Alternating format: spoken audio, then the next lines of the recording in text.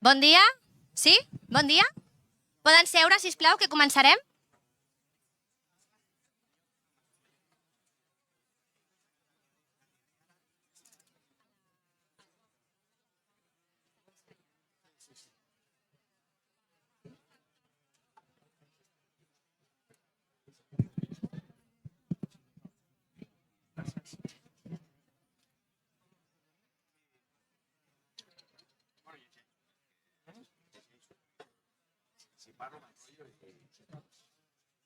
Sí?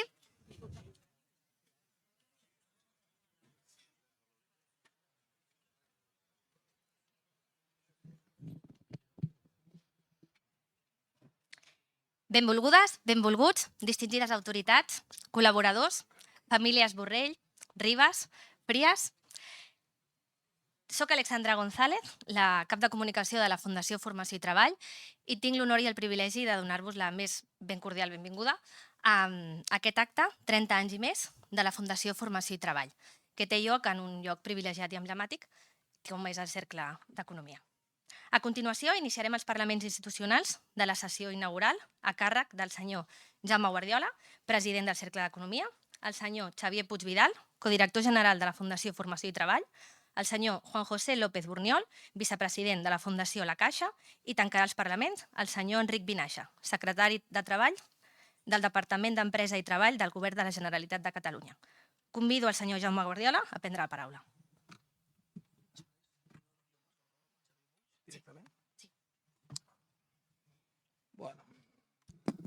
Bon dia a tothom.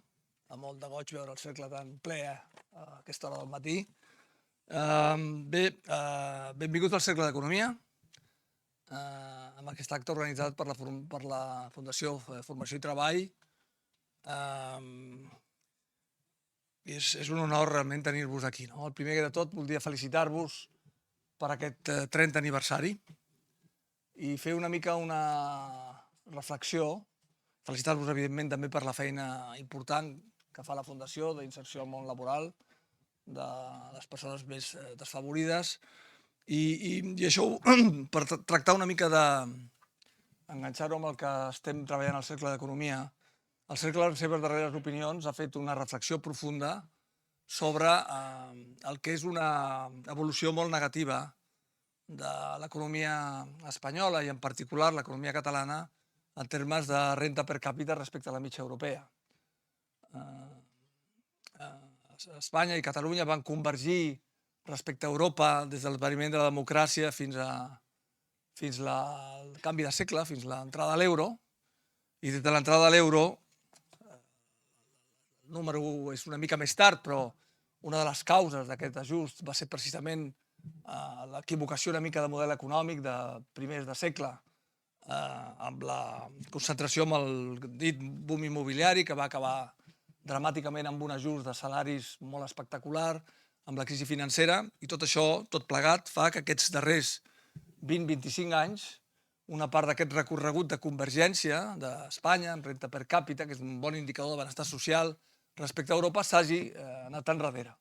I, per tant, institucions com Formació i Treball, que segurament quan es van fundar fa 30 anys podíem pensar que d'aquí 30 anys no ens caldrà molt la nostra feina, segueix sent potser més que mai molt vigent, perquè aquest procés una mica d'ajust de renda per càpita ha produït que els elements de cohesió social a Catalunya estiguin en perill.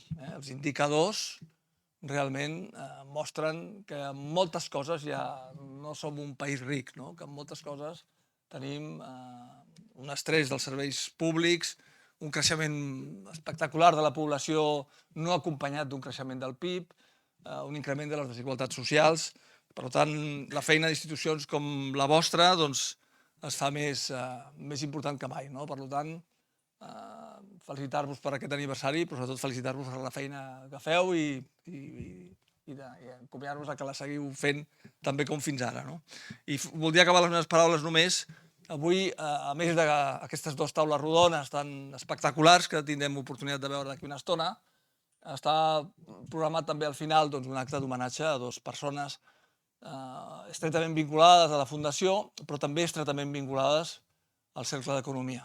En Manuel Rivas Montovio, que va ser membre de les juntes d'en Joan Mascartil, soci número del Cercle, que està aquí davant, i del Carlos Güell, em sembla, i el Fortunato Frías, el Fortu, que va ser secretari general d'aquesta casa, una persona molt estimada, va ser també membre de la Junta i després secretari 6 anys, i pertany a aquesta saga de secretaris que alguns estan presents aquí, que han fet una mica el que és avui el Cercle d'Economia.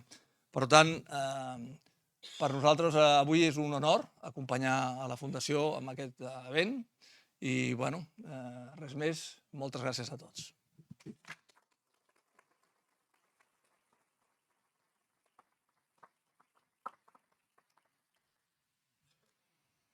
Bon dia. Gràcies, Jaume, per les teves paraules i per obrir-nos la porta del Cercle, que sempre ha estat un espai d'acollida per a la nostra entitat. Gràcies a totes i a tots per estar avui aquí presents. També gràcies als que no han pogut venir i ens ho han comunicat. Avui, més que mai, celebrem l'esperit de col·laboració, solidaritat i perseverança que ha guiat cada pas del nostre camí durant aquests més de 30 anys. Mirem amb orgull enrere, reflexionant sobre els nostres èxits i en ocasions fracassos. Però també mirem endavant, amb determinació i esperança, sabent que junts podem seguir construint un futur millor.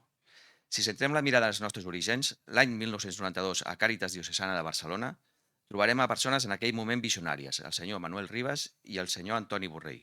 Persones que van creure que el treball era el millor camí per dignificar la vida de les persones vulnerables i van reconvertir un projecte laboral de Càritas d'acompanyament a dones a una fundació innovadora, atenta a resoldre necessitats socials, amb una cultura emprenedora, generadora de gran impacte social, però amb voluntat de ser sostenible econòmicament.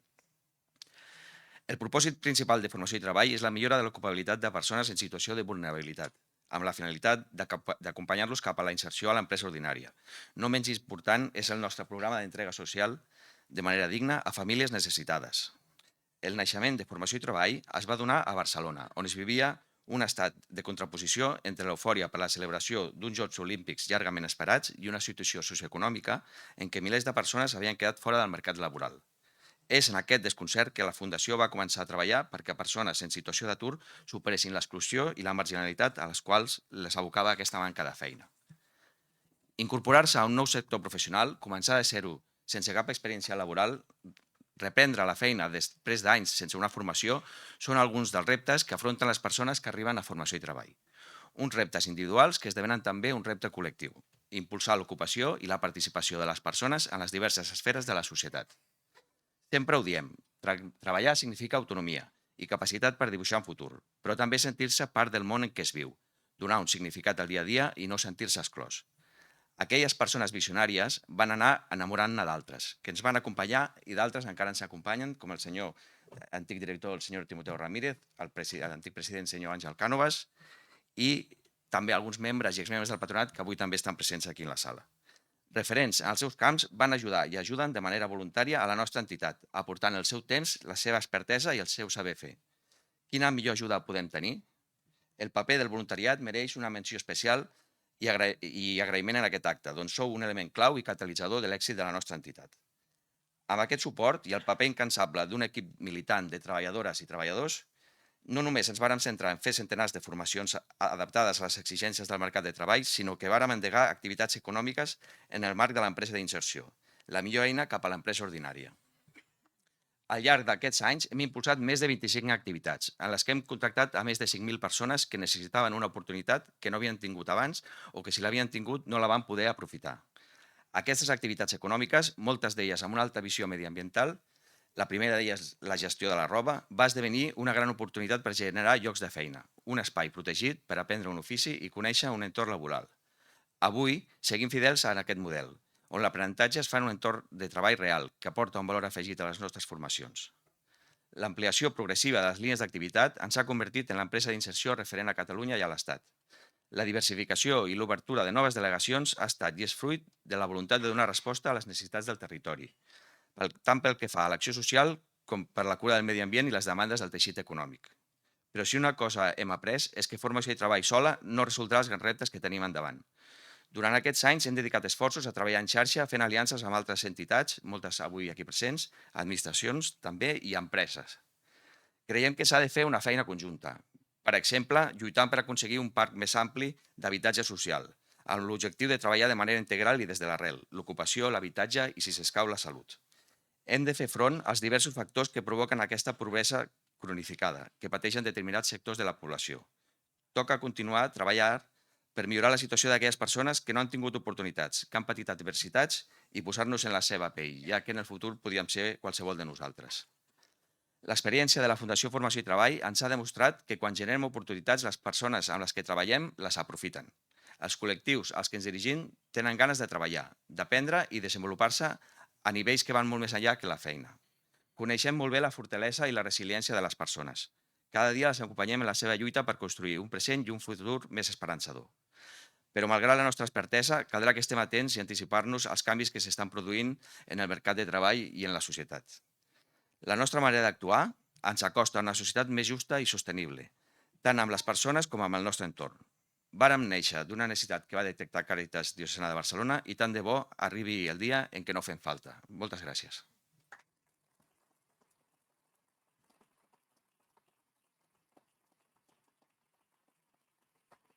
Gràcies. Ara, sense més preàmbuls, us passarem un vídeo que hem preparat en motiu d'aquest aniversari. Gràcies.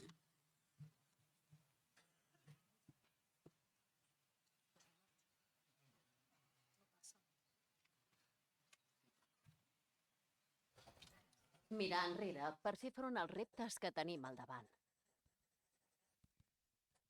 Jordi Alberich i Llaveria, president Fundació Formació i Treball.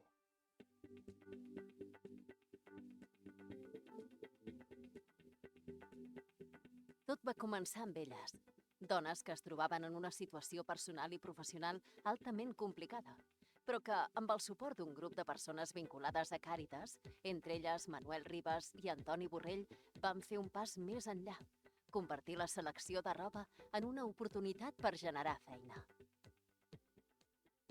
Un esperit innovador que continua guiant el nostre dia a dia, prioritzant la creació de llocs de feina per als col·lectius més desprotegits. 30 anys després, aquest projecte pilot d'inserció laboral es consolida com el grup Formació i Treball.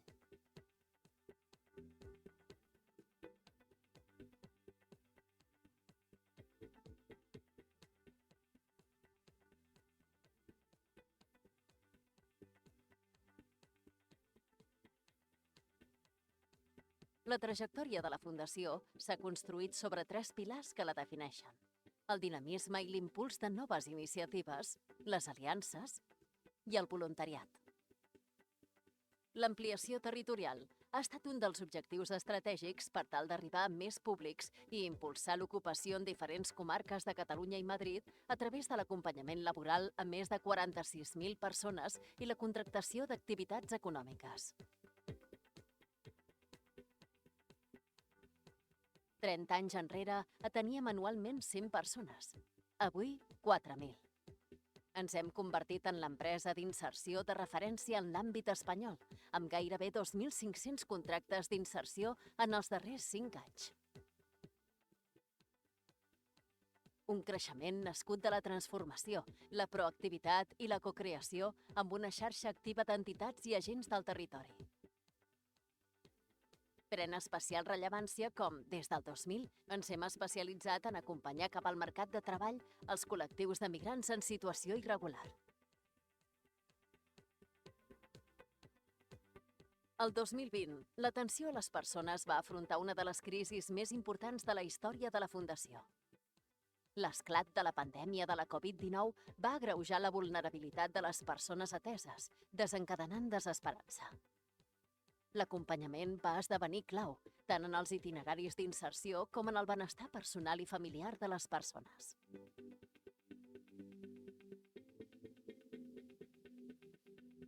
Com sortim d'una situació vulnerable?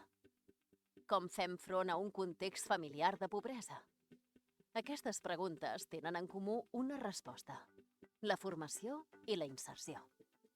A través de projectes educatius de diferents àmbits, hem impulsat la inserció en el mercat laboral ordinari, perquè considerem que l'aprenentatge és el millor camí. El 1992 va néixer la nostra oferta formativa. A la formació en taller de roba, mobles i confecció s'hi va anar afegint una variada llista, tot adaptant-nos a les demandes del mercat laboral que el 2012 ens va dur a la creació dins l'Escola d'Hostaleria. A partir del mateix any vam incorporar formacions vinculades a sectors professionals emergents com la logística, el comerç, l'atenció sociosanitària, l'economia verda i el sector tecnològic. Els darrers 5 anys, la Fundació ha abordat situacions de molta precarietat, entre elles la irregularitat residencial i laboral, la violència masclista, la salut mental i la bretxa digital. Realitats molt canviants que han suposat un repte per a tots els equips. El 2018 creem una nova àrea per reforçar l'acompanyament a les persones contractades en les nostres empreses d'inserció i millorar així la qualitat de la inserció a l'empresa ordinària, especialment de les dones i la seva precarització un cop contractades. La Fundació sempre ha volgut ser més que una eina o un recurs de contractació on les empreses tinguin accés a la nostra borsa de treball. Des de fa anys treballem perquè aquestes siguin partícips del nostre dia a dia, tot cooperant en diferents etapes del procés de formació i recerca de feina amb l'objectiu d'establir relacions de confiança. L'activitat fundacional, la selecció i l'entrega de roba de segona mà a persones en situació de vulnerabilitat s'ha mantingut com un dels nostres objectius missionals. L'atenció sobre més de 113.000 famílies ens ha donat l'empenta i l'experiència per allunyar l'accés als productes de primera necessitat d'un assistencialisme estigmatitzador, construint espais i processos que dignifiquin el lliurament. Punts de trobada on les persones puguin triar allò que efectivament necessiten i d'acord amb les seves preferències pel que fa a la roba, el mobiliari i els aliments. Malgrat això, la pandèmia del 2020 va posar en primer pla l'entrega d'aliments, 700 àpats diaris a persones en situació d'extrema vulnerabilitat, persones grans, sense llar, refugiades i famílies sense recursos.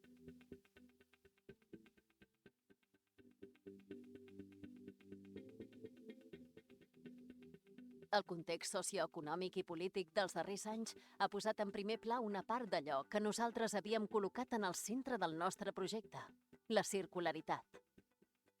D'acord amb el nou paradigma, la Fundació ha desenvolupat la seva activitat amb un model d'economia circular i ha esdevingut un model referent conjugant l'acció social, el model econòmic, la sostenibilitat mediambiental i l'arrelament al territori. En l'àmbit del tèxtil, Formació i Treball és operador de referència a l'Estat gràcies a l'experiència acumulada durant 3 dècades, al tractament de més de 145 milions de quilos de roba usada i a la participació en la cooperativa Moda Re, impulsada per Càritas, i la cooperativa Roba Amiga, impulsada per entitats sense ànim de lucre de l'àmbit català. L'any 1996 vam obrir la primera botiga de roba, anomenada Farcells. L'inici d'una xarxa de consum responsable que incloïa roba, mobles i altres objectes de consum domèstic procedents de donacions. El 2018, sota el nom de Botiga Amiga, disposem d'una xarxa de 10 establiments que inicien un procés de transformació amb l'objectiu de connectar amb un nou públic, sensibilitzat amb el consum ètic i sostenible. El 2023, adherits a Moda Re, som l'entitat social amb més botigues de roba de segona mà a Catalunya, 25, oferint un model únic en l'àmbit de l'economia social i solidària. L'abril de 2021 incorporem en el procés de tractament de la roba de segona mà la tecnologia NIRS, espectroscòpica d'infraroig proper, la qual permet identificar les fibres de composició de peces no reutilitzables. La incorporació d'aquesta tecnologia ens ha dut a participar en més de 60 projectes de recerca i desenvolupament de fibres reciclades a nivell nacional i internacional. Conscients de la necessitat d'abordar la problemàtica del tèxtil de manera transversal, des del 2018 l'entitat desenvolupa accions de sensibilització adreçades a infants i joves en escoles i instituts, compartint recursos i eines pedagògiques amb professionals de l'educació. Pel que fa al sector alimentari, a finals del 2012 inaugurem l'escola Restaurant Dins, com a proposta formativa i productiva alineada amb la demanda de perfils professionals en el nou context de treball.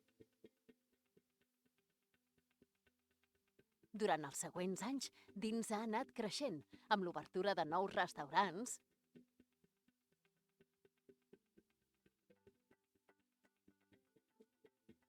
serveis de càtering i serveis de col·lectivitats. Actualment elaborem una mitjana de 1.500 àpats diaris.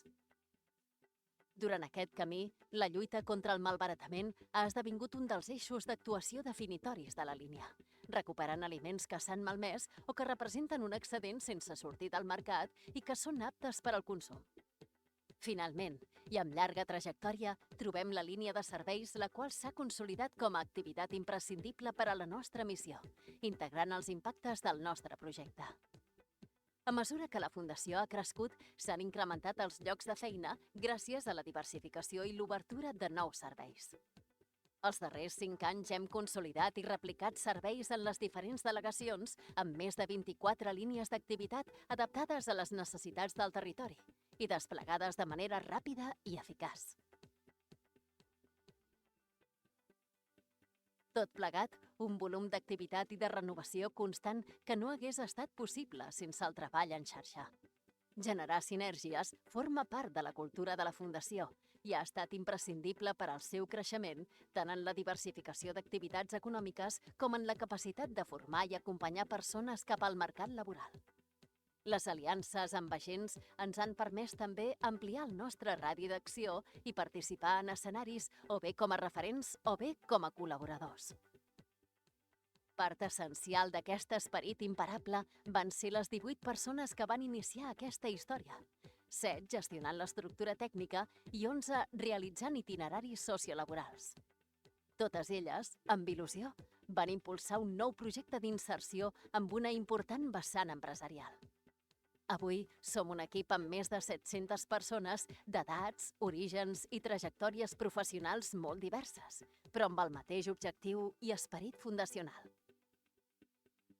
I ara, després d'aquests 30 anys, ens continuem preguntant què més podem fer? Manuel Rivas Montovio, cofundador, Fundació Formació i Treball. 30 anys i més.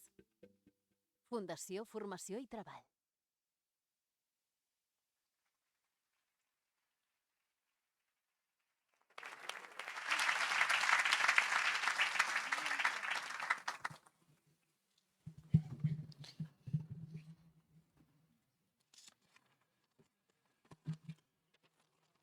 Bon dia, en primer lloc. Felicitacions a la Fundació Formació i Treball. En representació de la Fundació La Caixa, hem col·laborat durant molts anys i, sens dubte, ho seguirem fent.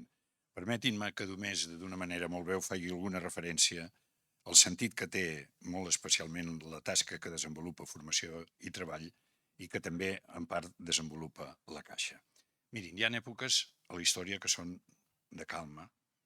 Sembla que no passa res, la vida tira normalment i hi ha èpoques d'un canvi tremendo. La nostra, en aquest moment, és una època de canvi enorme.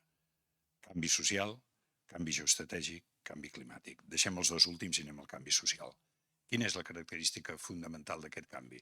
La pèrdua de la capacitat d'inclusió. És a dir, la crisi del pacte del contracte social que es va fer després de la Segona Guerra Mundial, i això porta unes conseqüències enormes. En primer lloc, empobriment general de la població i crisi profunda de les classes mitjanes. Les últimes estadístiques que he vist és que en aquests moments a Espanya hi ha una pobresa severa que s'aproxima al 9% i que hi ha un 26% que està en l'umbral de la pobresa.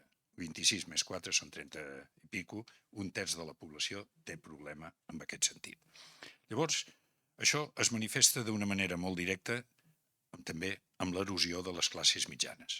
Que les classes mitjanes tenen una transcendència extraordinària des de tots els punts de vista. Des del punt de vista polític, per exemple, la transició va ser possible per l'existència de les classes mitjanes que van fer de coixí. I, evidentment, en aquests moments, recordo una anècdota, la primera manifestació que va haver-hi dels indignats a Barcelona, li vaig preguntar a un amic que està aquí present, en Jaume Alberic, que havia anat a veure-la. Li vaig preguntar, què t'ha semblat? I em va dir, tots porten la gabardina igual que la meva. És a dir, era classe mitjana la que en aquells moments estava protestant. En segon terme, la desigualtat. Mirin, això de la desigualtat és curiós perquè també ho comentàvem amb en Jordi fa uns dies en una reunió en la que hi havia directius i es va sortir el tema de la desigualtat i alguns no negaven la pobresa, però sí que la desigualtat fos un factor. Jo crec que és un factor d'incidència absolutament extraordinari. Mirin, amb la biografia d'en Keynes, de l'Skidelsky, se cita un ministre d'armament del govern britànic, de l'últim govern d'en Churchill durant la guerra, que deia, a la gent la justícia social li importa un pito, a la gent el que li importa és la desigualtat. No la pot sofrir, no la pot suportar, el tracte desigual. Bueno, i la conseqüència de tot això què va ser? Que va sorgir, 2015, els indignats, i jo n'hi dic els no instal·lats, és a dir, aquells que no tenen instruments de defensa per estar integrats en un col·lectiu que els pot defensar. Bueno, doncs escolti'm, això produeix un desequilibri social extraordinari. A mi em sorprèn que Fundació i Treball sorgís en aquells anys en què semblava que més o menys tot funcionava. Va sorgir. La Caixa, el tom social el va donar una mica més tard, però el va donar també. Del pressupost de la Caixa pensin vostès que el 60% va a tasques estrictament socials. És a dir, tot el que més, cultura, recerca, etc., és el 40%. El 60% és qüestions de tipus social. És a dir, en el moment en què la presidència és d'en Ricard Fornés i la direcció general de l'Isidre Fainé, ja fa uns anys, aquest canvi es va produir d'una manera radical. Bueno, llavors, què tenim que fer en aquests moments? Bueno, tenim que ser conscients en primer lloc d'una cosa.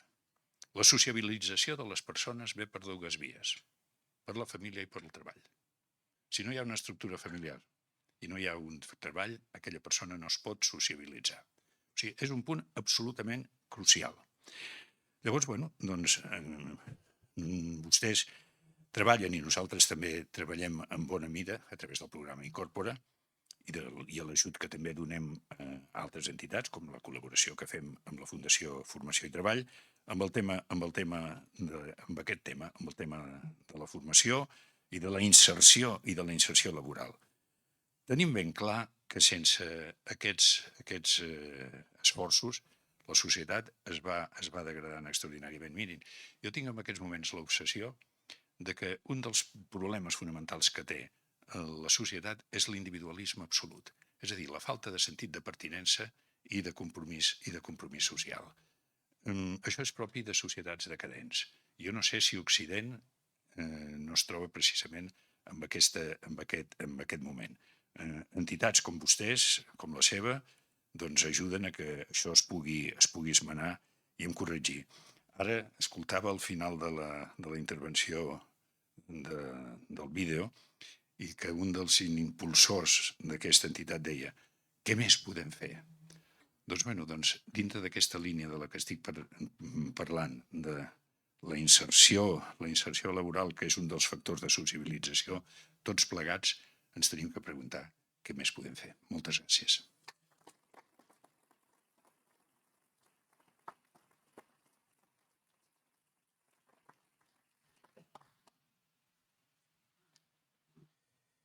Molt bon dia a totes i a tots i felicitats pel vídeo perquè sintetitza el que heu aconseguit fer senzill el que és molt complex.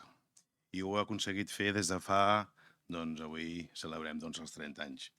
I és que és indubtable que sou referents i és indubtable que sou referents en allò que també és objectiu del Departament d'Empresa i Treball i del govern en general, que és la inserció o les oportunitats laborals per persones que han caigut potser en situacions de vulnerabilitat. Perquè és important referenciar-ho, no hi ha persones vulnerables. Hi ha persones que poden caure en situacions de vulnerabilitat. I aquí vosaltres heu fet, la xarxa heu fet durant molt de temps en aquesta col·laboració público-privada que s'ha demostrat innovadora, trencadora, sostenible, etc., territorialitzada. S'ha demostrat que sou un aliat a un element que ens preocupa i ens ocupa moltíssim des de fa molt de temps en les polítiques públiques i sobretot a les polítiques d'ocupació. Hem esmerçat moltíssims esforços i seguirem esmerçant moltíssims esforços en col·lectius de persones migrades, dones, etc. Però jo els donaré també una dada. Ara mateix les situacions o l'atur registrat significativament, quantitativament, són xifres positives, però qualitativament, si fem un mínim anàlisi, veiem que ens trobem en situacions que potser fins fa un temps no era així. Com, per exemple, persones majors de 45 anys que portin més de 2 anys a l'atur. I això és el 70% gairebé de les persones que tenim registrades en situació d'atur. Això ens ha d'obrir també les noves oportunitats, una mica també en el final del vídeo, en què més puguem seguir fent. Segurament hem de fer reflexions i aprofitant moltes coses que segurament avui sentirem de les noves tecnologies que potser ens ajudaran a eliminar algunes bretxes, segurament en sentirem alguna cosa avui, però en qualsevol cas, felicitar-vos perquè és molt fàcil per nosaltres, és molt senzill per nosaltres el fet d'haver-vos d'agrair una activitat que fa 30 anys i que nosaltres, jo personalment he viscut en els darrers anys, la qual és un èxit i és un èxit en el qual en aquesta col·laboració que abans comentàvem doncs hem de seguir en aquesta línia. Per tant, des del Govern de la Generalitat, des del Departament d'Empresa i Treball, animar-vos a seguir perquè us necessitem i jo crec que ens necessitem. Moltes gràcies i molt bon dia.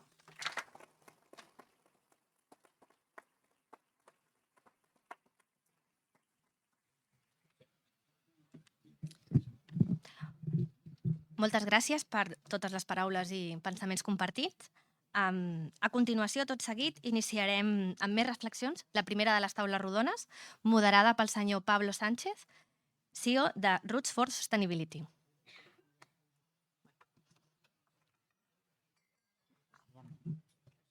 Hola, bon dia. Jo convido també a la resta dels ponents d'aquesta taula que també vinguin aquí amb nosaltres.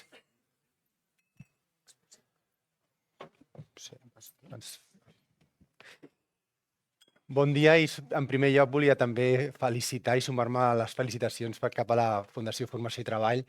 Crec que el vídeo que acabem de veure demostra aquest esperit d'innovació, aquesta ambició i aquesta vocació social que és una dels ADNs d'aquesta entitat a la qual vaig tenir l'oportunitat també de col·laborar i estar implicat durant 2 o 3 anys en aquest període precisament de crisi, que era el 2012-2015, i que per mi va ser una experiència vital molt destacada, que em va servir també per conèixer molt aquesta realitat i estic molt agraït a totes les persones que em van convidar a participar d'aquesta experiència i també agraït avui de poder moderar aquesta taula amb persones que per mi són referents en aquest àmbit del que parlarem avui, bàsicament com la tecnologia pot estar també incidint en aquesta evolució del mercat de treball. I és un tema que penso que a més el volem abordar i demostra també aquest esperit de la Fundació Formació i Treball, aquest esperit innovador d'integrar aquest debat dins del tercer sector, un debat que és com la tecnologia també farà o evolucionarà el mercat de treball, quins seran els riscos, les implicacions, però també les oportunitats que s'obren amb aquest canvi tecnològic que està sobre la taula. Abans parlàvem d'aquests canvis que s'estan produint, aquestes crisis. Evidentment, el canvi tecnològic és bastant evident, sabem que estem davant d'un canvi tecnològic.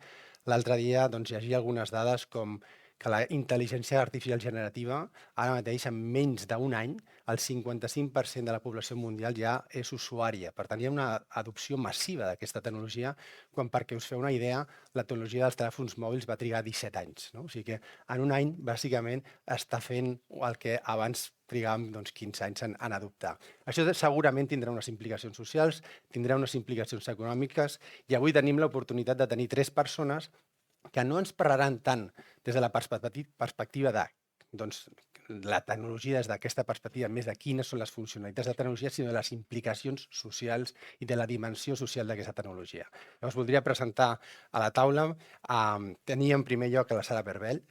presidenta de la Fundació Barcelona Formació Professional i directiva amb una àmplia experiència en el sector públic. Crec que tots coneixem bona part de la seva trajectòria tant a l'Ajuntament de Barcelona com també a altres administracions públiques, especialista en polítiques d'igualtat i lideratge de gènere i que avui ens aportarà també una perspectiva sobre els efectes i les implicacions que té la tecnologia sobre la cohesió i la igualtat social.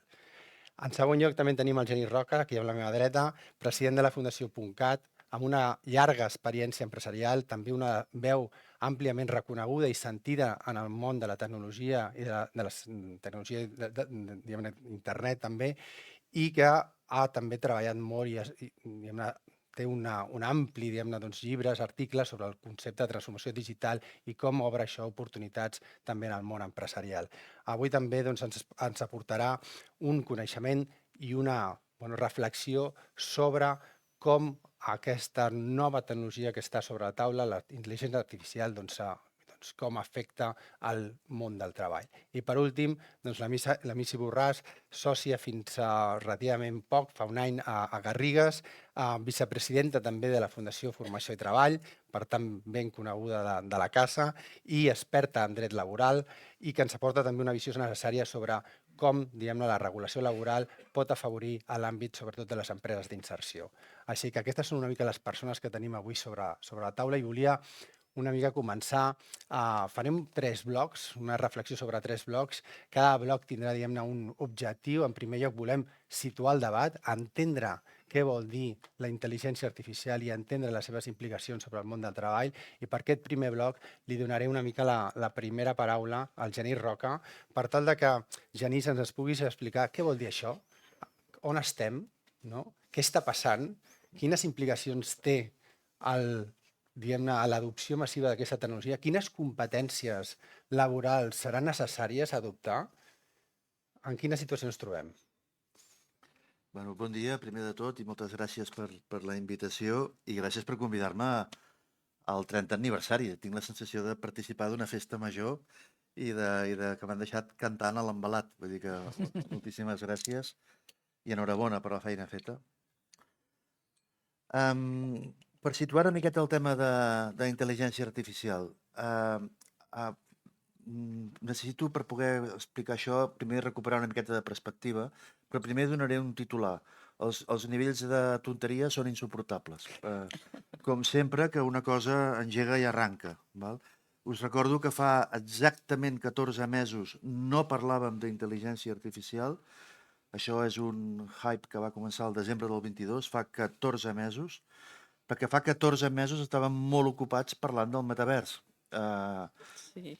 Per si voleu recuperar el tema, podríem tocar. Necessito fer una miqueta de perspectiva. Això que hi ha una cosa que em sembla delicada, que és que hem comprat la idea, hem comprat el marc mental de que tot és molt ràpid i accelerat. I aquest és un mal marc mental i a més crec que és mentida. Perquè si compres el marc mental de que tot és molt ràpid i accelerat, el que estàs comprant és el marc mental de que tu no pots fer una planificació estratègica. I si ara algú digués quina és la projecció a 30 anys del mercat del treball o d'un tipus d'activitat empresarial, la resposta majoritària avui és no, això no es pot saber. Perquè tot és molt volàtil, tot és molt vertiginós, tot és molt accelerat, o si voleu fer bé heu de fer servir acrònims, tot és molt VUCA i coses d'aquestes. Llavors, estic en absolut desacord.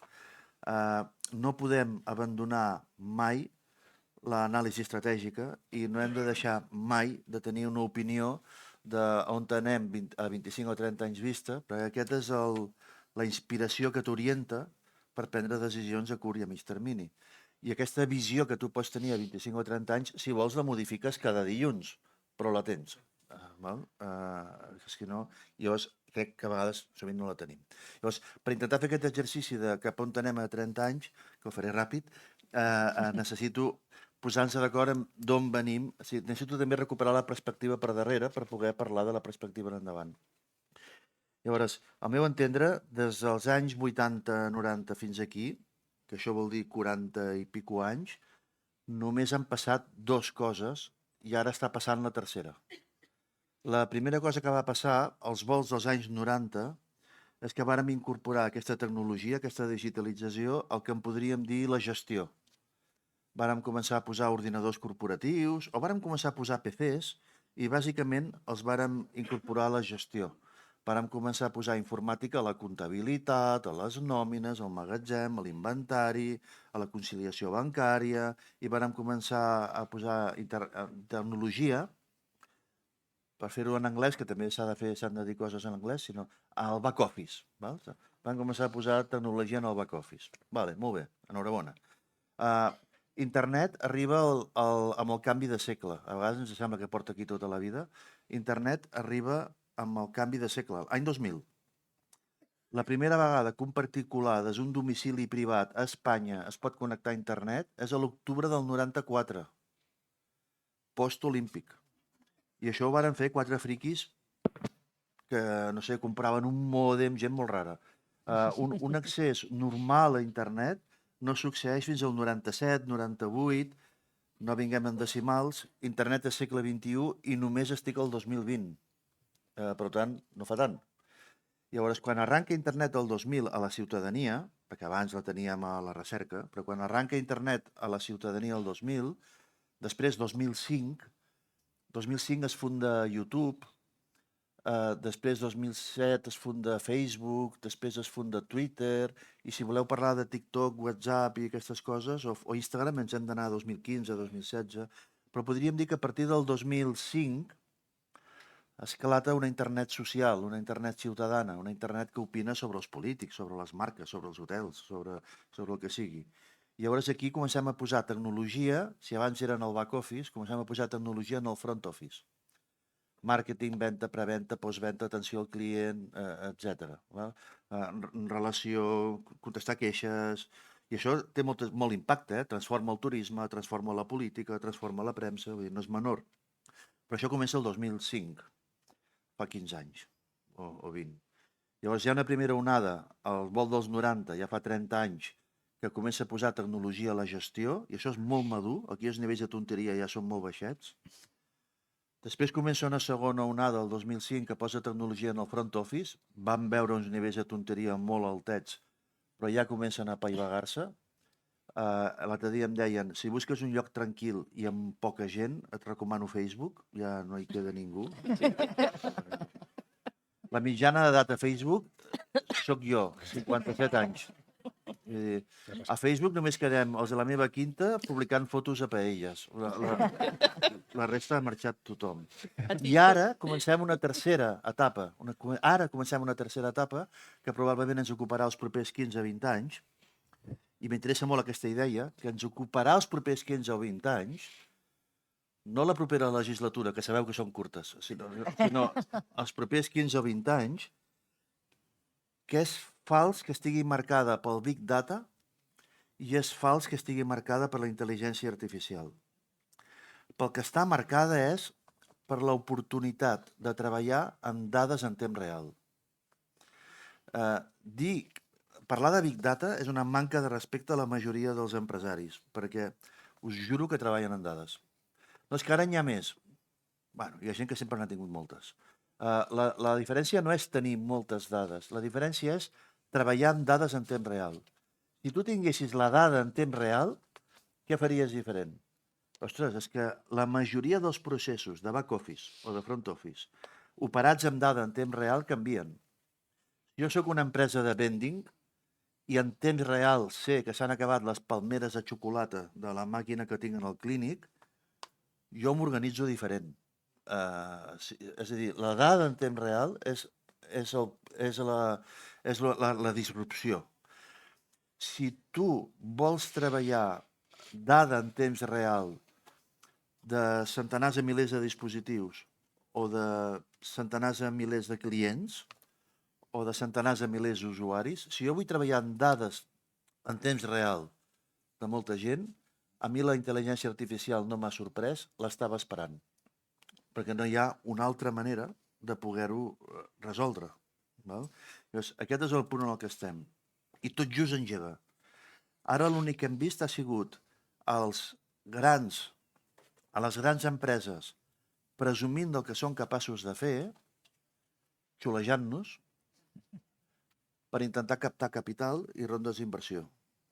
Però els serveis que són capaços d'oferir amb aquesta intel·ligència artificial encara són ineficients, el cost de generar una imatge amb intel·ligència artificial generativa és insuportable, han d'eficientar, encara tenen molt dubte legal.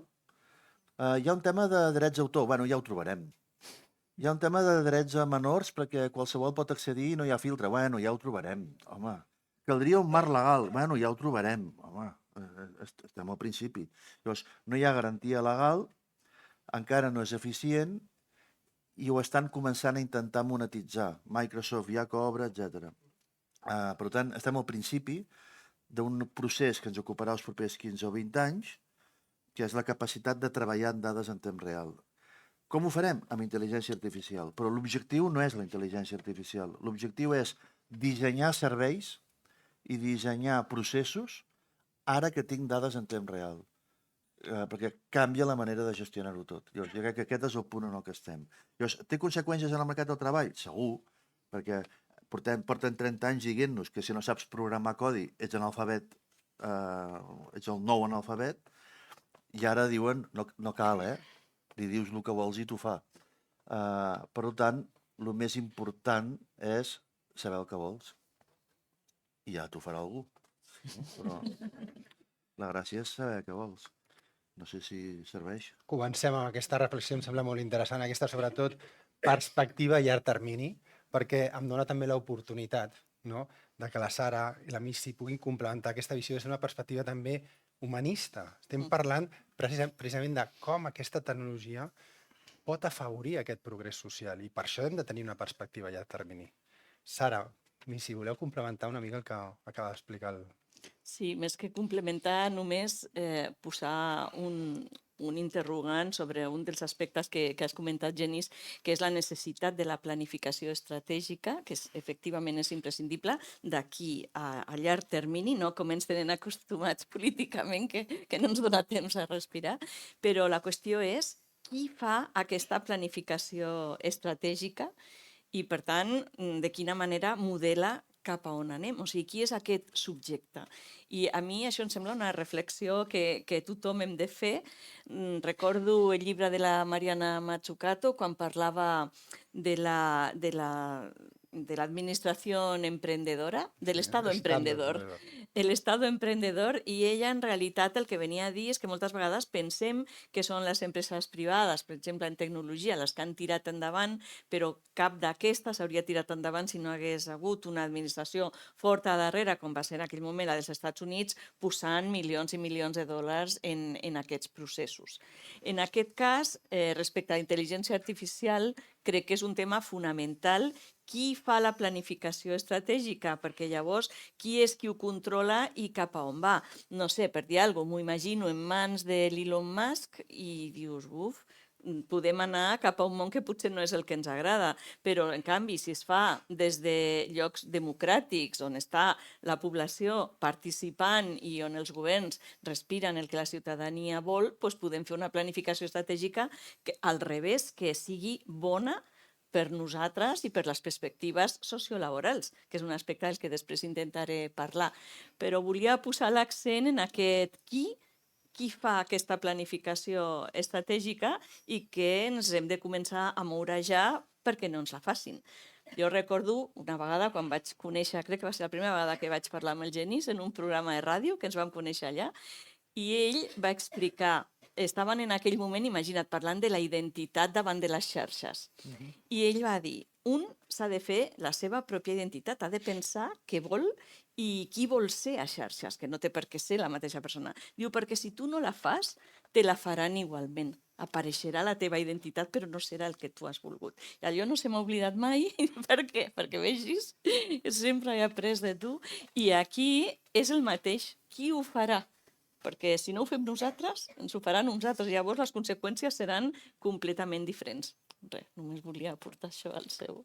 Després tindrem oportunitat d'aprofundir sobre aquest element, perquè al final parlem de la intel·ligència artificial com si fos un subjecte quan és un objecte. Clar. No? O sigui que després aprofundirem sobre Sí, sí. això. Mi, si volies aportar algun Bueno, element. jo, sincerament, amb les presentacions que hi ha hagut, especialment la del Genís, que l'he trobat, diguem, molt accertada per fer les coordenades espai-temporals d'on estem, només, en fi, un apunt per dir que crec que hem de posar la persona al centre de la tecnologia i no al revés, que crec que aquest és un error que s'ha comès tradicionalment i en certa mesura hem pagat les conseqüències.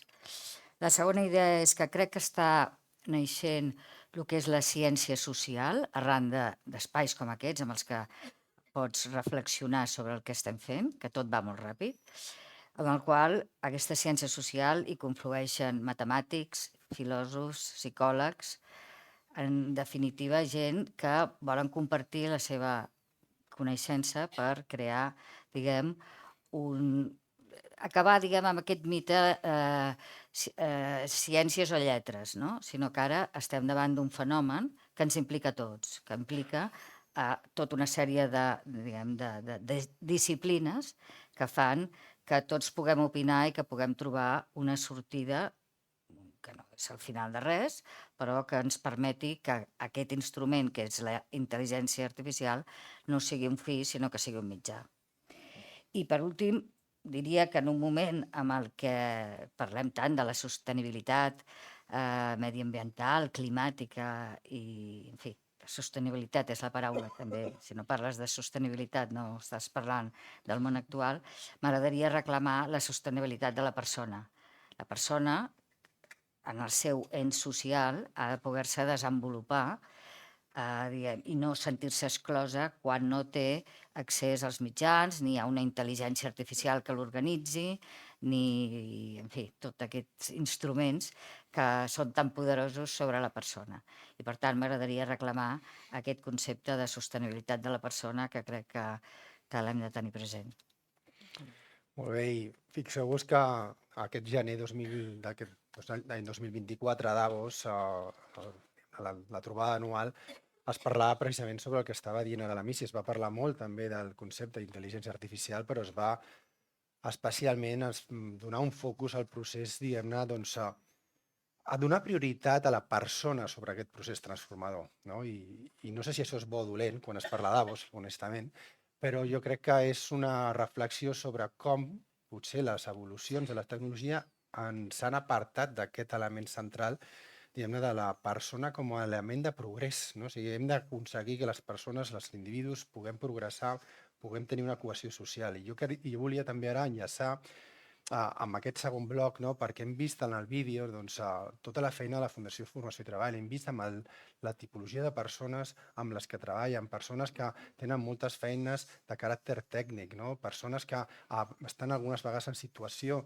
de risc d'exclusió o en situació de vulnerabilitat.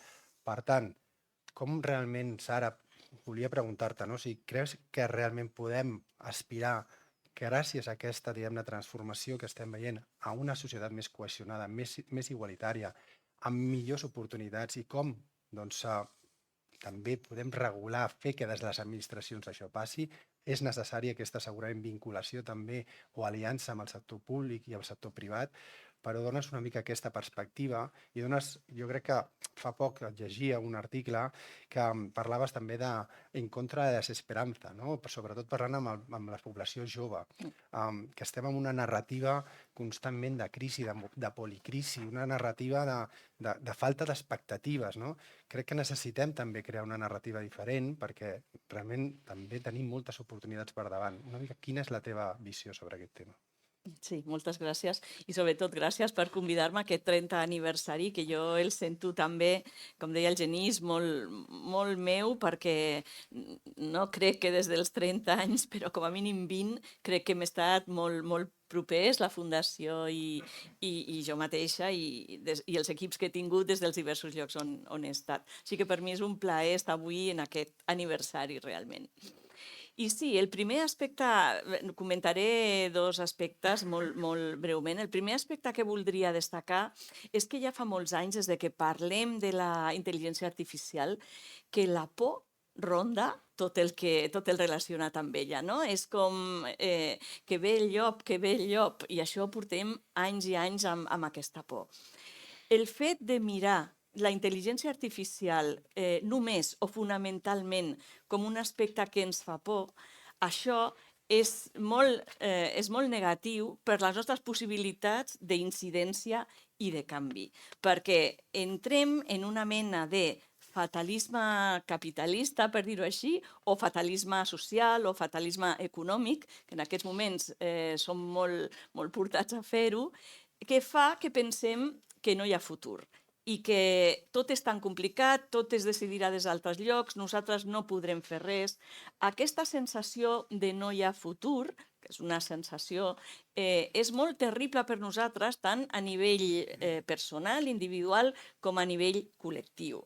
Llavors, el que fa és baixar la nostra autoestima, d'entrada pensar, bueno, com que no podem fer res i vet a saber tot això que ens arribarà, que terrible és, perquè hi ha qui està parlant de que la intel·ligència artificial acabarà amb el món, acabarà amb els humans, acabarà...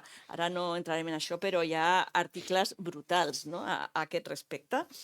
Però sobretot això són creences paralitzants.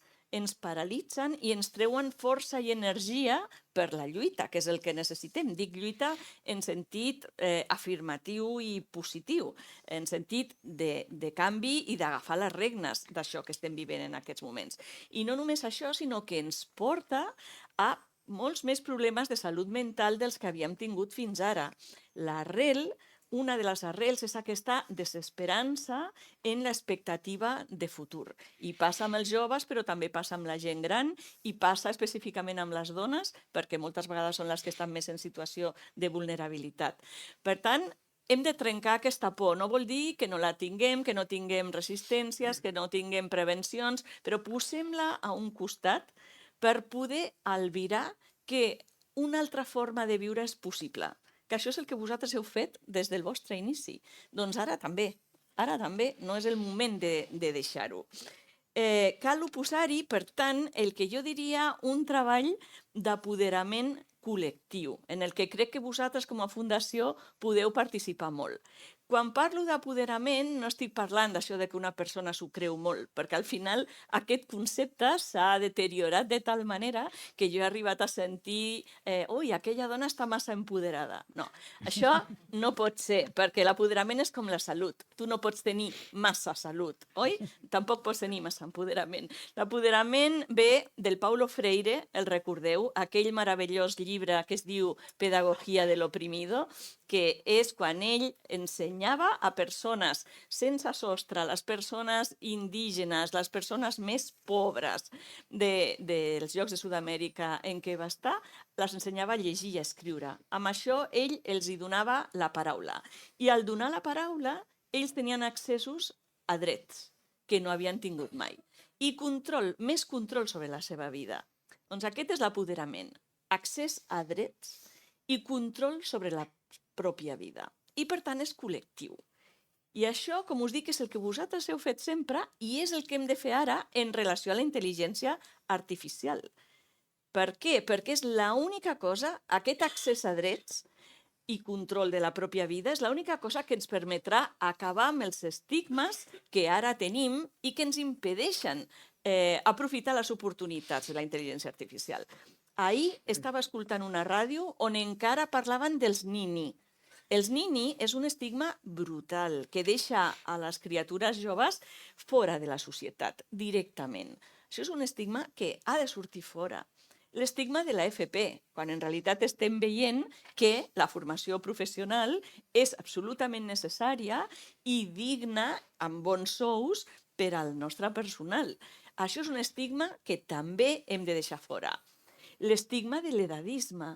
Aquesta és una de les discriminacions que en aquests moments està arribant amb més força, perquè cada cop hi ha més persones grans, i més persones grans, a més, formades, que no volen sortir del món, doncs el món intenta expulsar-les i fer-les invisibles.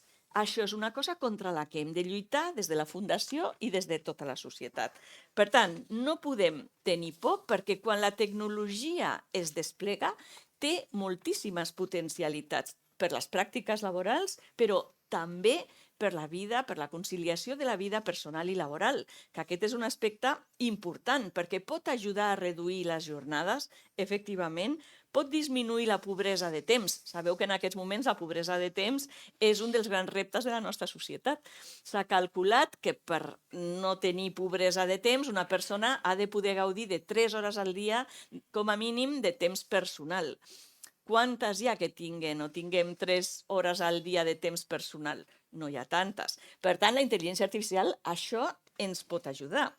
I pot ajudar a esquivar l'atur massiu, òbviament, perquè, de fet, penseu, els llocs on hi ha més robotització i més intel·ligència artificial, com per exemple el Japó o Alemanya, són els llocs on hi ha menys atur, directament. I jo un dia estava parlant amb el cònsul del Japó i li vaig preguntar com és això, perquè estàvem en un tàndem també amb l'Anton Costas i allà tota la por era que la intel·ligència artificial acabaria amb els llocs de treball. I ell va dir, és que al Japó el 60% de la nostra població té estudis superiors. I aquí ara ja ve la segona part, els estudis superiors no volia dir estudis universitaris, també eren els estudis superiors d'FP.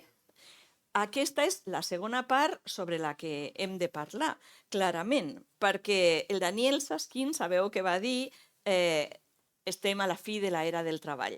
Però, en canvi, l'ocupació està augmentant, ha augmentat més en els treballs on hi ha intel·ligència artificial en lloc de menys, que és el que pensàvem fa uns anys, estàvem dient que això s'acabaria. Doncs tenim un estudi del Banco d'Espanya que ho ha estudiat a 16 països, inclòs Espanya, entre el 2011 i el 2019, i resulta que ha augmentat més en joves, això és veritat, més en les persones de major qualificació professional i s'ha quedat igual en les persones de qualificació mitja o baixa. Però, de moment, els estudis no estan respaldant que hi hagi un acabament massiu de professions. No. Per exemple, l'assessoria financera, la traducció i interpretació, la cirurgia, que són llocs on pot entrar molt la intel·ligència artificial, s'està utilitzant com un complement, però no, de moment no està traient llocs de treball. Però és veritat que hem de posar l'accent, per exemple, sobre les dones, per exemple, sobre les persones de més edat, com he dit, i per tant, sempre i d'entrada cal revisar els algoritmes perquè no tinguin els biaixos de gènere, ni d'edat, ni d'origen. Per tant, tothom, la capacitat nostra democràtica s'ha de mostrar en estar a sobre d'això, perquè no puguin haver els biaixos, perquè el que no ens podem permetre és que quedin col·lectius a fora. I cal combinar l'augment de la productivitat que pot conduir aquesta intel·ligència artificial amb la millora de les condicions de les persones treballadores. Això és fonamental, perquè sense això es crearà una desigualtat cada cop més gran, que és la clau, com abans es comentava, tant dins d'un país com entre països. I això seria terrible per la cohesió que en aquests moments necessitem. Per tant, necessitem també un acord social per això, un acord social per acompanyar la possible augment de productivitat, que es calcula que estarà en torn a un 1,5% percentual a l'any, amb la millora de les condicions de les persones treballadores. Això és un aspecte fonamental. I per tant, i ja acabo, crec que hi ha 3 claus de les que les persones que estem en el vostre mateix vaixell de la Fundació hem de fer. Dissenyar els mercats laborals de manera inclusiva, és a dir, que això ja ho fèiem, però ara encara més, per tal que no pugui quedar ningú fora ni la bretxa digital pugui acabar degut a la intel·ligència artificial. En segon lloc, formació, formació i formació, però potser canviar els sistemes que tenim. El Foro Econòmic Mundial diu que la intel·ligència artificial generarà ocupació neta fins al 2027. Però llavors això el que implica és que 6 de cada 10 persones, 6 de cada 10 necessitaran formar-se en els propers 5 anys. Això sí que és fonamental, perquè aquí està una de les claus. I la tercera que us dic és l'apoderament col·lectiu, tal com us deia, per la lluita d'una intel·ligència artificial que estigui adaptada als éssers humans, que el que implica és tenir condicions laborals justes, perquè sense això podem parlar de posar les persones en el centre, però no ho estaran si no tenen una vida digna i uns sous dignes per sobreviure i per tenir unes condicions d'existència com es mereixen. Moltes gràcies. Moltes gràcies, Sara.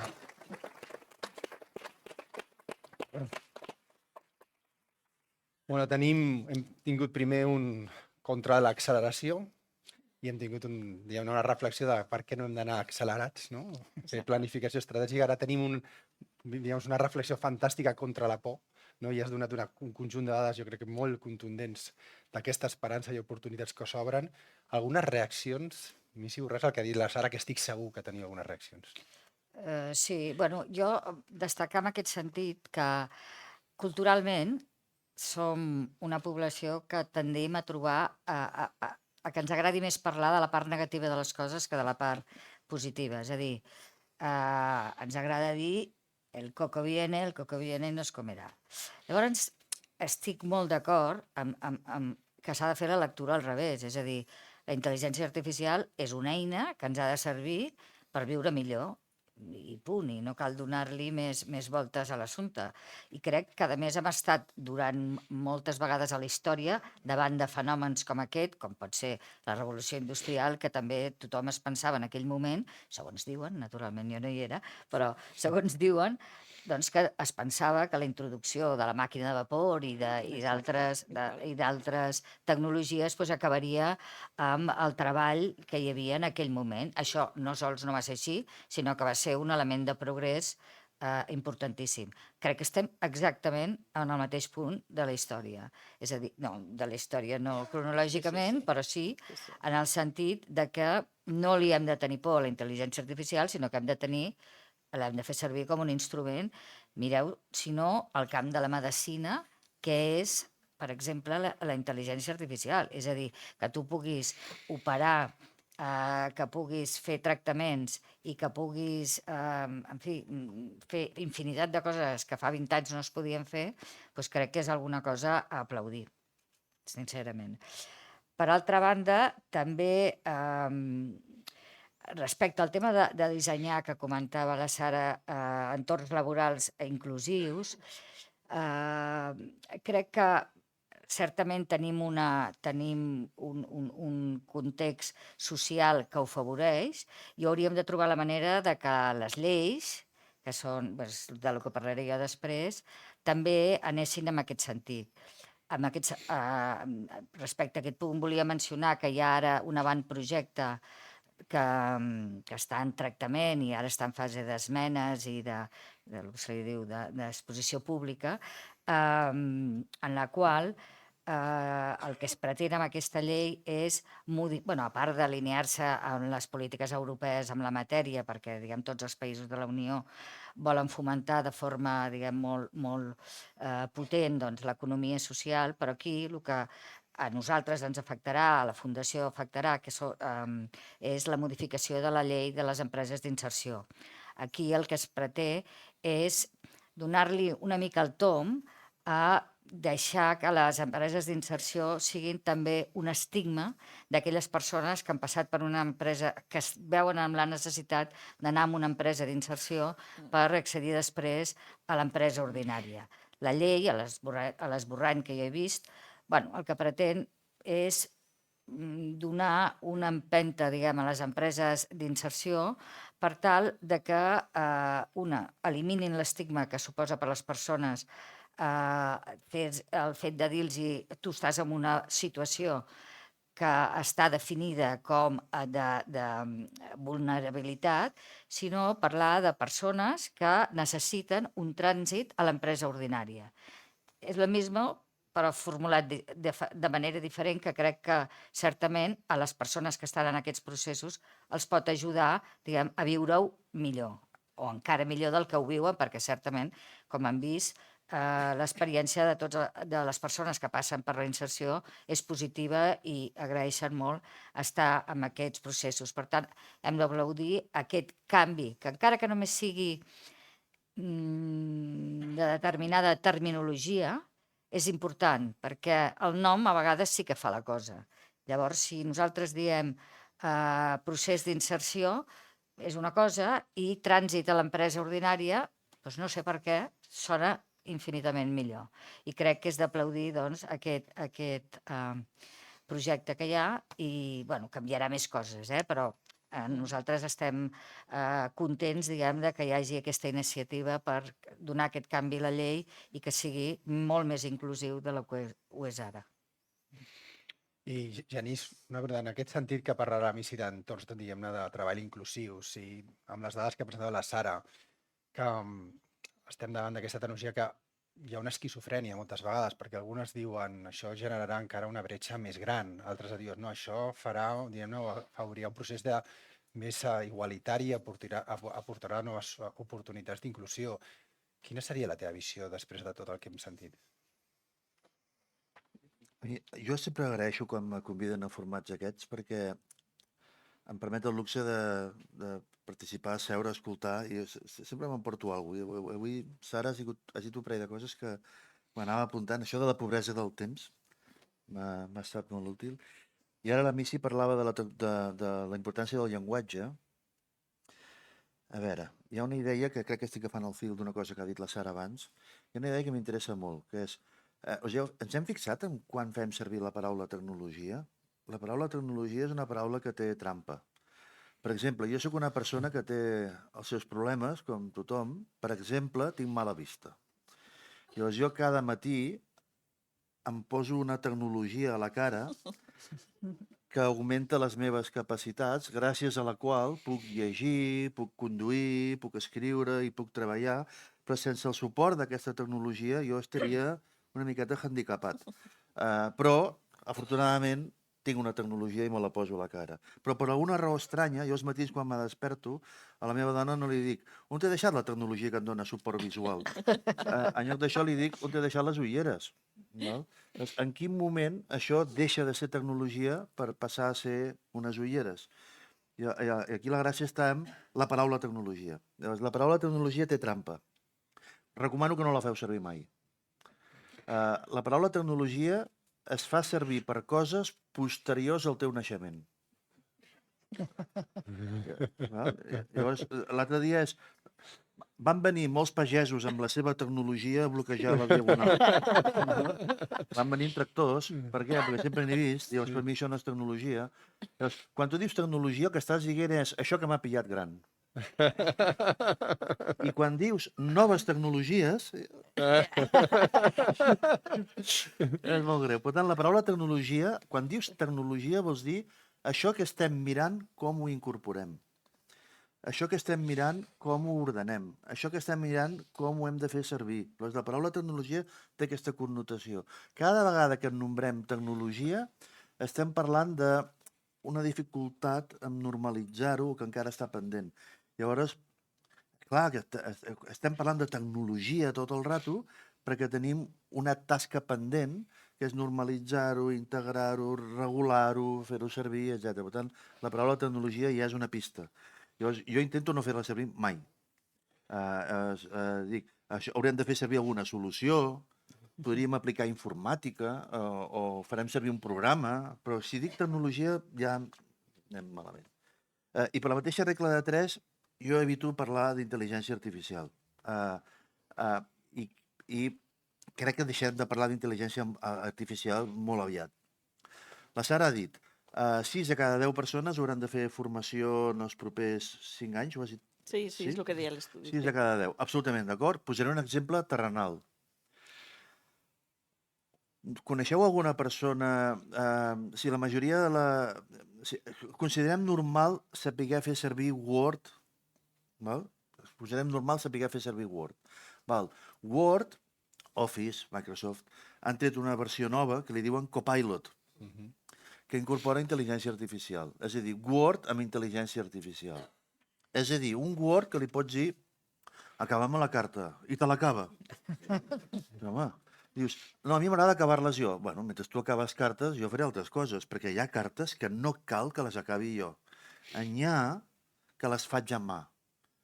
però n'hi ha que vull que me les acabi algú, val? Perquè n'he de fer 100.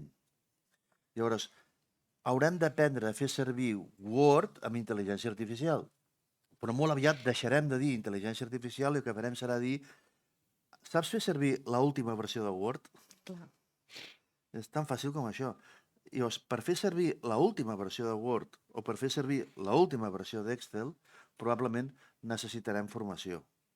Hi ha dues maneres de formar-se. O li poses ganes i esforç, o seus i escoltes.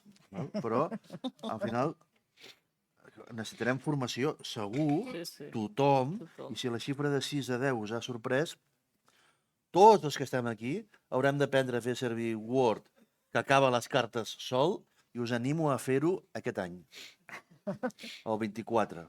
Avui podeu comprar una llicència de Word que acaba les cartes sol. No, jo és que això em va molt gros.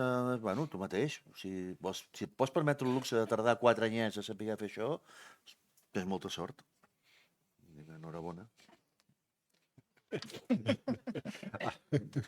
Està clar que no parlarem més de tecnologia, potser. M'ha agradat molt aquesta reflexió que has fet i, a més, és que li han posat un nom complicat, Intel·ligència artificial generativa. Ampulós. Complicat total per dir... Pedant, és un nom pedant.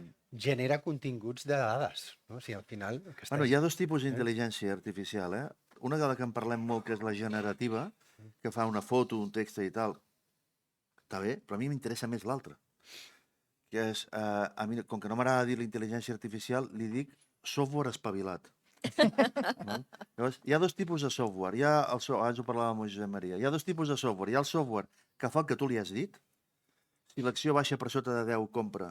Si l'acció puja per sobre de 30, ven. I llavors hi ha el software espavilat, que és tu mateix.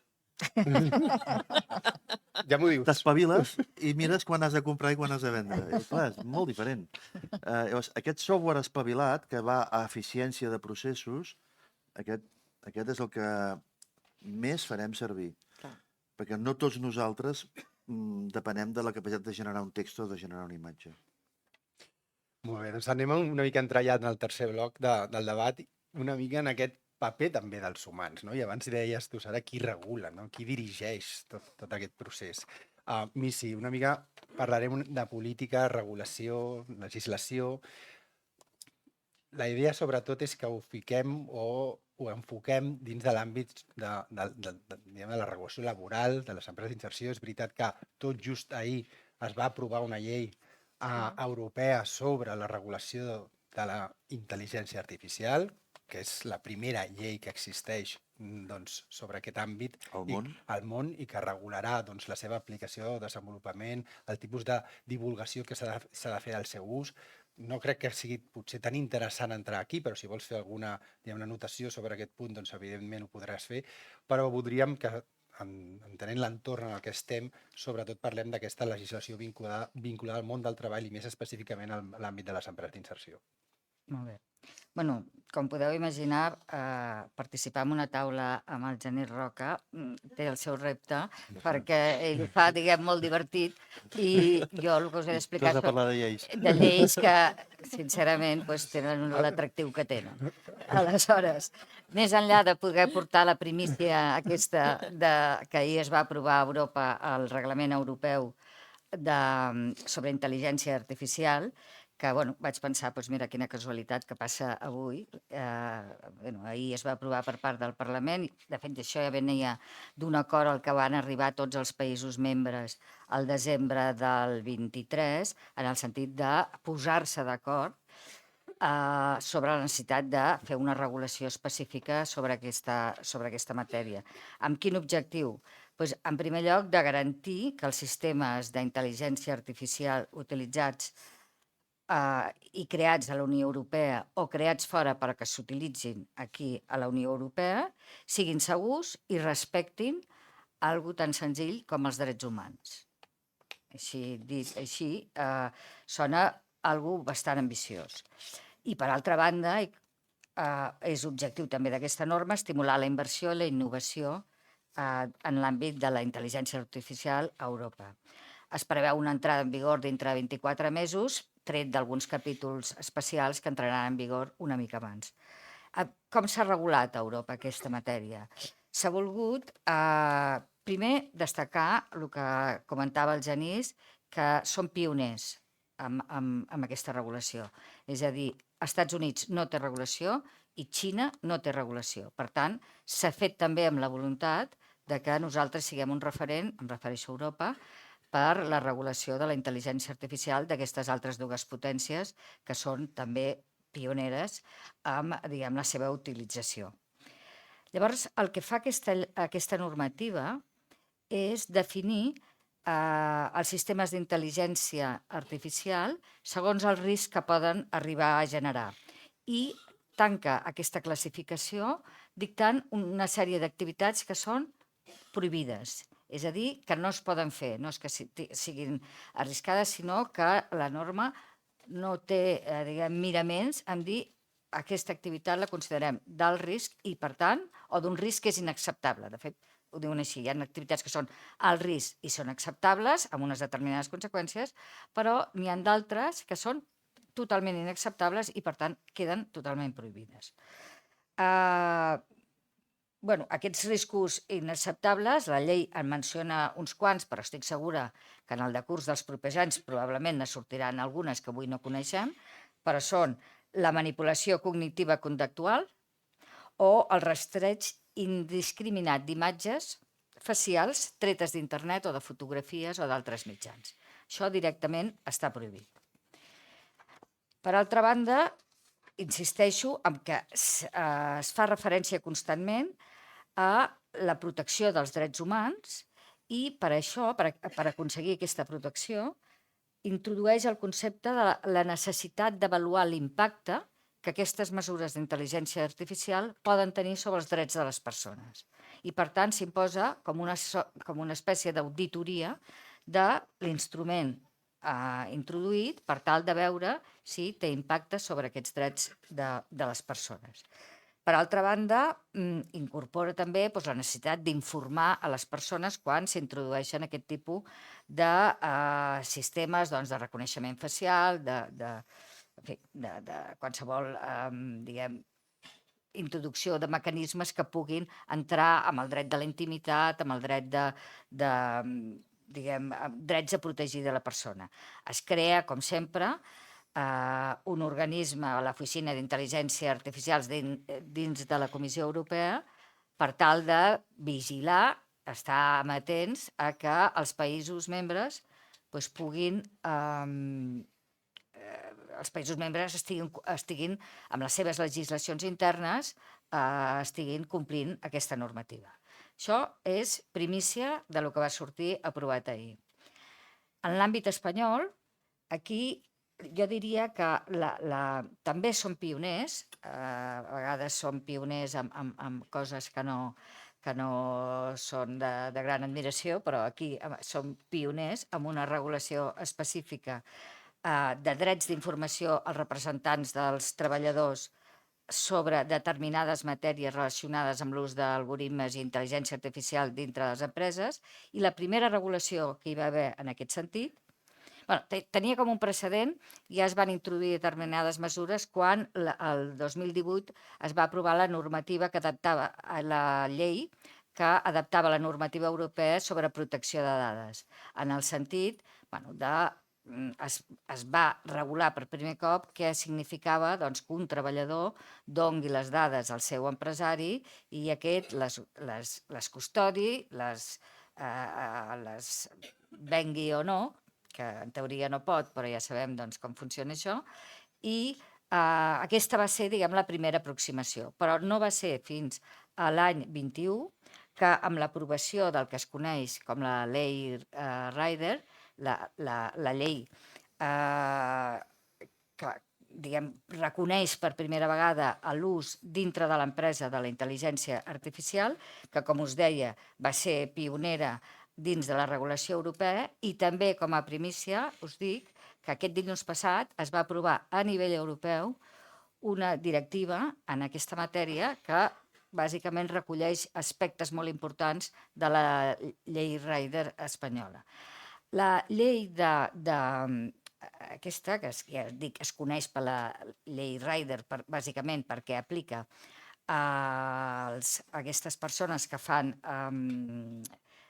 que reparteixen i fan entrega a través de plataformes, té una vocació universal. És a dir, tot i que la coneixem per ser la llei dels riders, en realitat el que vol regular és totes les activitats que consisteixin en l'ús d'intel·ligència artificial i algoritmes per tal de prendre decisions que puguin afectar els treballadors. És a dir, no sols d'aquestes persones que van pel carrer amb les motocicletes i fan repartiment, sinó a qualsevol empresa que utilitzi intel·ligència artificial per prendre decisions sobre els seus treballadors. La qüestió de que se li digui la llei Rider és perquè regula per primer cop una presumpció de que aquest treballador que fa aquest repartiment, que tradicionalment és un treballador autònom, el que fa la llei és acabar amb aquesta pràctica d'organitzar els repartidors com a autònoms, fent una presumpció general de que aquestes persones són treballadors per compte aliena. I això és el que li ha donat, diguem, la fama a la llei.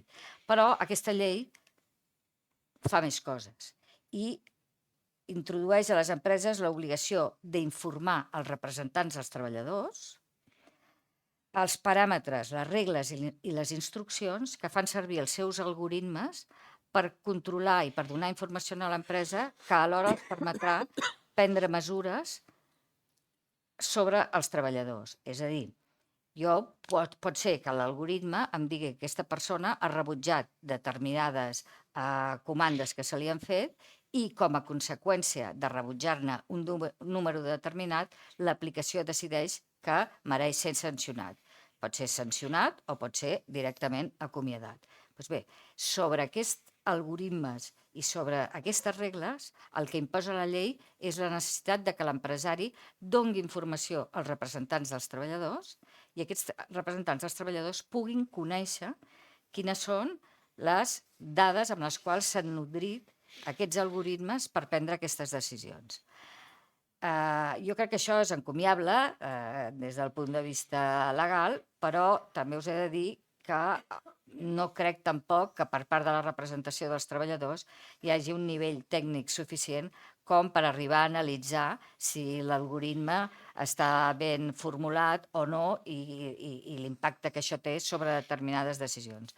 Però, en definitiva, això és el que preveu la llei i ja us dic que tan innovador és que inclús a Europa se'ns ha copiat aquesta disposició introduint-la en el que és la normativa europea aprovada el passat dilluns. Això ja hi havia un antecedent, això va ser el 2012, ja hi havia un antecedent, perdó, el 2021, l'antecedent era en el Conveni General de la Indústria Química, ja hi havia també un que es va introduir en l'any 19, si no recordo malament, que estableix l'obligació de les empreses que estiguin sota l'àmbit de la indústria química de donar informació als representants dels treballadors sobre l'ús de sistemes d'intel·ligència artificial quan els processos de presa de decisió sobre els recursos humans i sobre les relacions laborals estiguin presos, es basin exclusivament en instruments d'intel·ligència artificial i que no hi hagi intervenció d'intel·ligència humana. Aleshores, aquí s'ha de donar també trasllat i diguem que els representants dels treballadors coneguin com s'han formulat els seus algoritmes. Altres drets involucrats en l'ús de la intel·ligència artificial en l'àmbit laboral... Perdona, hauríem de tenir un minutet més. Doncs només mencionar que hi ha altres drets involucrats, com són, per exemple, un que està ara, jo diria, bastant en voga, que és en els processos de selecció.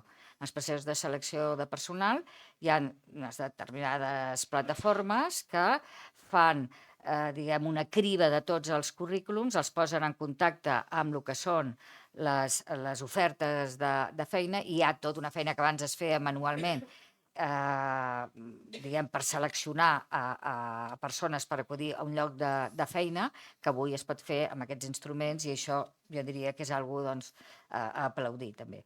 Hi ha qui pensa que aquesta criba no es fa amb criteris, diguem, prou justos, però, en definitiva, hi ha una experiència d'Amazon el 2014 que va crear una plataforma que introduïa un setge que afavoria la contractació d'homes sobre la contractació de dones, i quan ho van percebre doncs van tindre que eliminar-ho. I després, i amb això acabo, el control de l'activitat laboral del treballador. És a dir, penseu que estem parlant d'instruments que permeten controlar els pensaments, els sentiments i l'estat d'ànim dels treballadors, que són aquests instruments que poden posar-se a la pell, els wearables. També un que ja està molt extès, que és la localització i el moviment del treballador amb instruments de geolocalització, la quantitat i qualitat de treball que fa un treballador, i després també, i aquest és molt interessant, per medir les relacions socials i la reputació del treballador enfront als clients de l'empresa.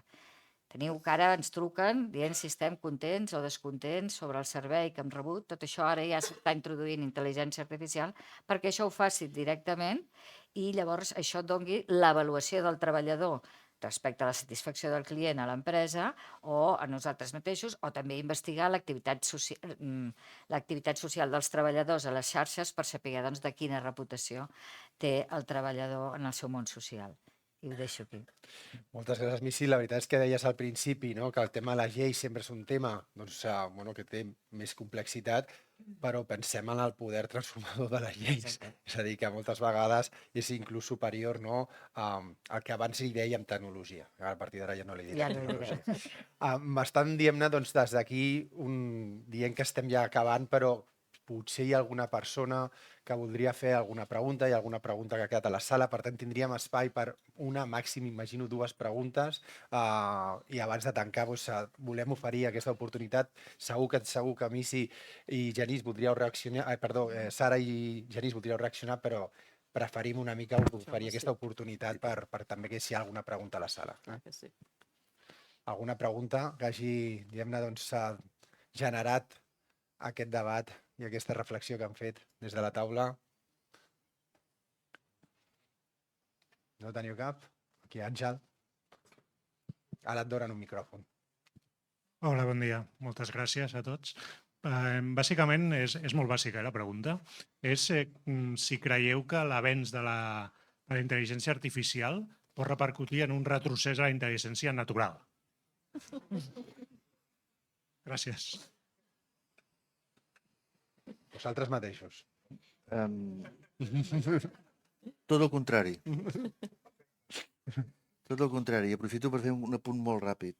Abans la Missy ha parlat d'aquesta dicotomia que han tingut molts anys de ciències i lletres. També hi ha una dicotomia errònia entre tecnologia i humanitat. La tecnologia és una de les característiques que ens fa humans. La diferència entre nosaltres i un lleó hi ha diverses, però la tecnologia és una, el llenguatge és una altra. La tecnologia és una característica humana. És una característica humana. Reivindico la tecnologia com una part de la meva caixa d'eines per sobreviure a la naturalesa. Jo amb la tecnologia sobrevisc. No m'amenaça. La tecnologia m'ajuda a ser millor. Sí. Jo ho voldria contestar des de l'àmbit de l'art, per exemple.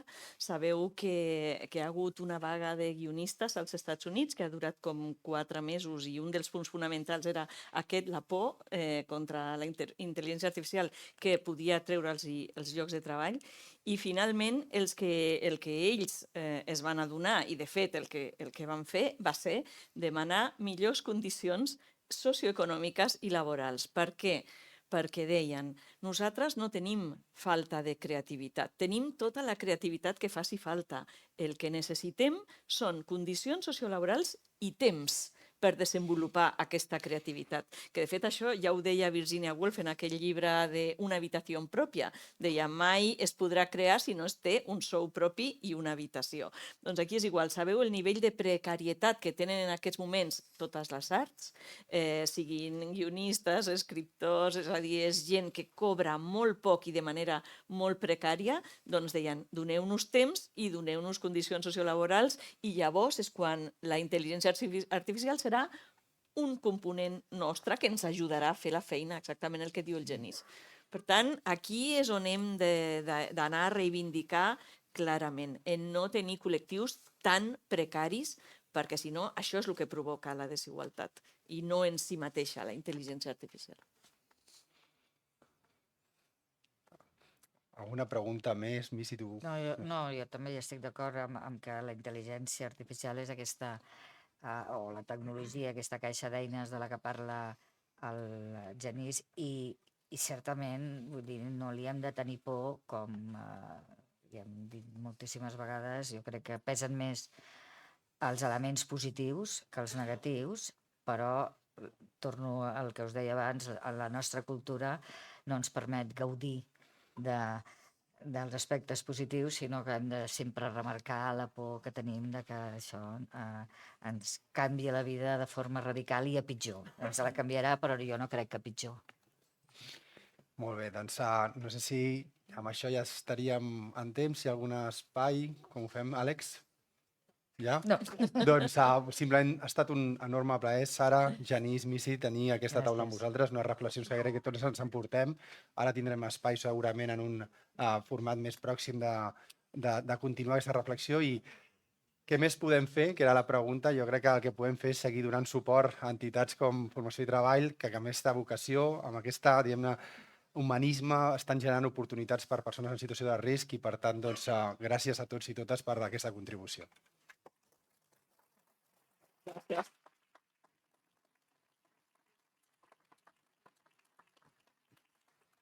Doncs ara farem una pausa cafè. Us convidem a que pugeu a la primera planta, que gaudiu del càtering desenvolupat per dins d'Escola Restaurant i ens tornem a veure a 11:45, d'acord?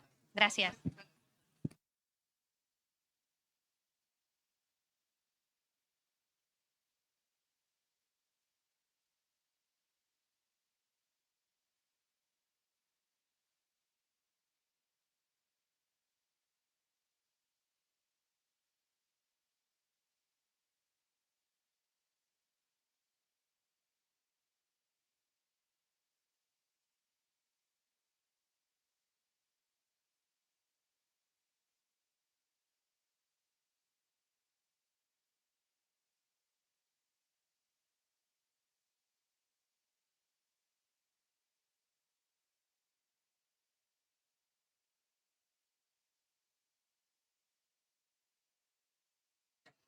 Hola, disculpeu, per favor. Les coses del directe, hem d'esperar 5 minutets aquí. Disculpeu. No se sent? Que fem 5 minuts de conversa aquí abans de pujar. 5 minuts, que hi ha hagut un imprevist.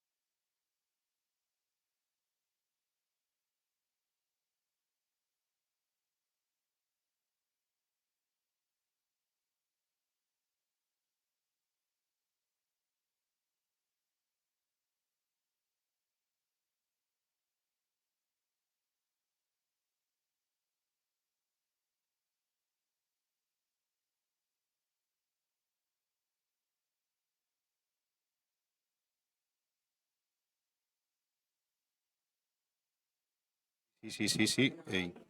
Ey, sí. Ey, hola. Sí. Sí.